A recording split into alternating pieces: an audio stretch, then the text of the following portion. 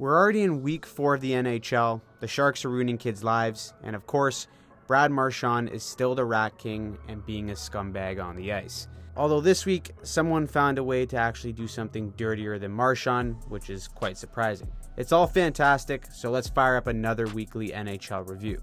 Sad news for Leaf fans because the parade is officially canceled yet again, unfortunately.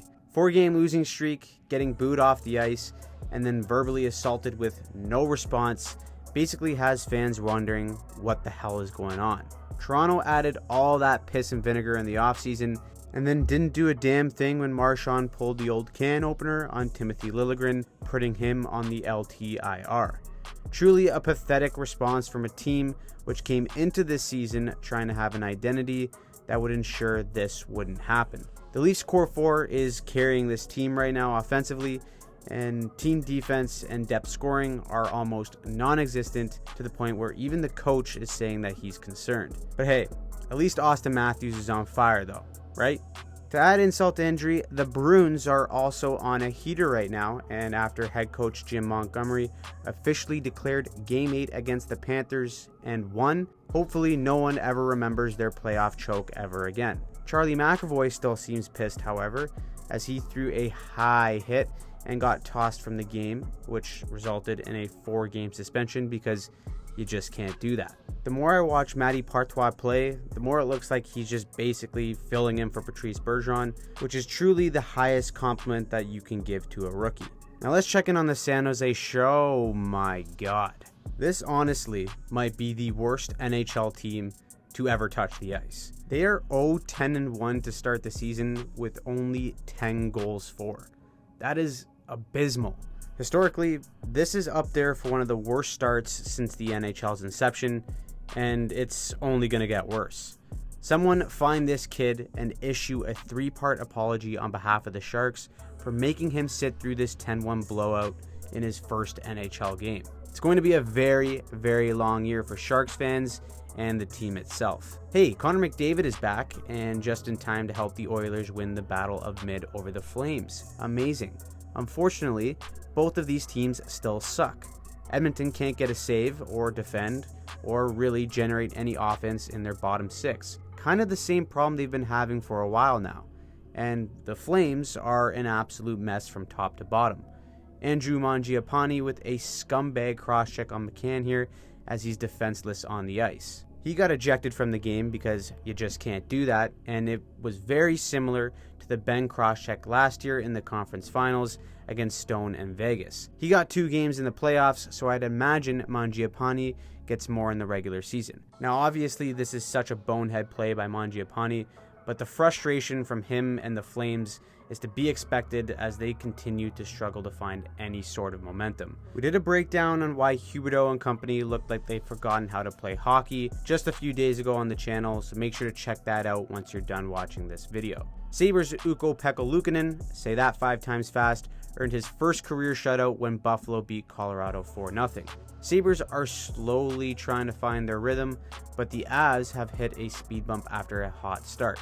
After setting an NHL record with 15 consecutive road wins, the Avs end their 3-game road trip with consecutive shutout losses. They also got spanked 7-0 by Vegas in a statement game, so right now, Colorado isn't looking too hot.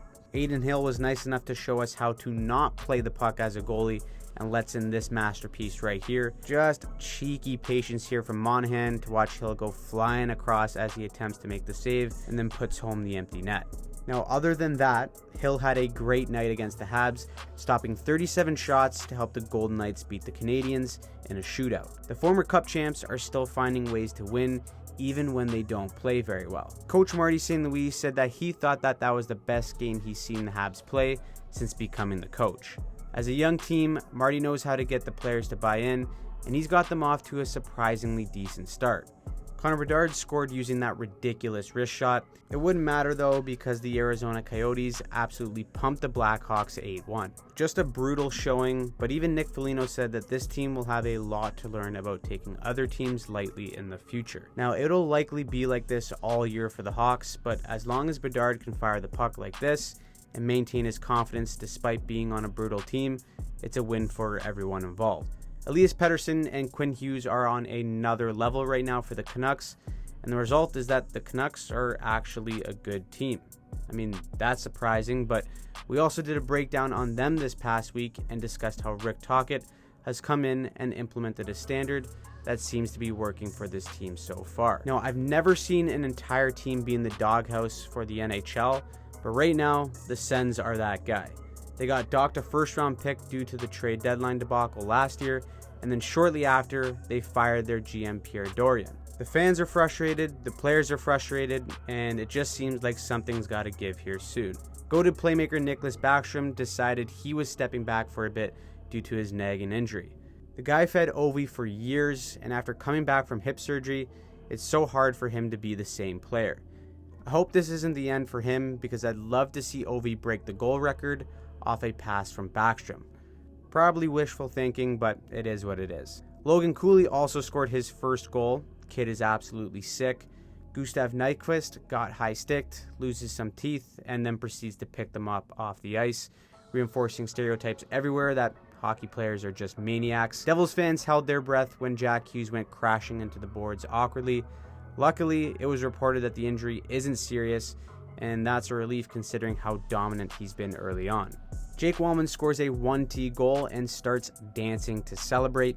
And honestly, the rest of the Red Wings team should join him because they became the first team to beat the Bruins in regulation this season. As for the standings, the Golden Knights and Bruins are still on top, but how about both the Rangers and the Kings, who I think have really flown under the radar for how good they are early on this season.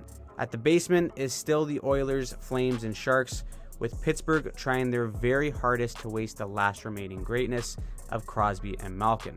Sid the Adult got to play in his 1200th game, and lucky for him, he got to play the San Jose Sharks, and of course, the Penguins dropped another 10 goals. The Sharks are actually so bad that I thought it was necessary to mention them twice in this video.